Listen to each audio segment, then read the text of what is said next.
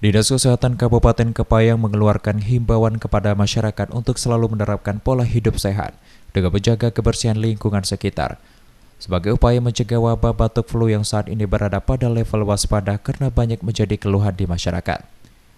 Hal ini diklaim bahwa saat ini seluruh fasilitas kesehatan di Kabupaten Kepayang disesaki keluhan penyakit yang dialami masyarakat, yakni batuk flu disertai lidu atau nyeri sendi, yang merupakan batuk dan flu yang tak biasa karena disertai keluhan lain pada sendi serta ketahanan imun.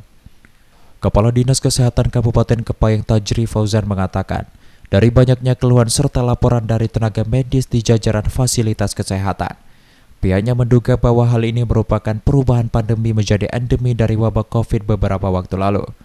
Mengingat ciri serta keluhan dari batuk flu yang tak biasa, Dinas Kesehatan menghimbau masyarakat tidak panik menanggapi hal tersebut, meskipun tetap waspada dengan menjaga pola hidup sehat.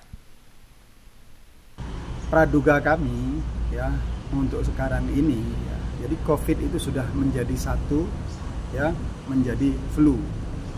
Makanya orang flu yang sekarang itu beda flu yang kemarin-kemarin. Nah, kalau yang flu sekarang kadang-kadang tahu-tahu dia demam, terus kemudian disertai sendi sakit dan sebagainya ya. Nyeri sendi ya, Pak?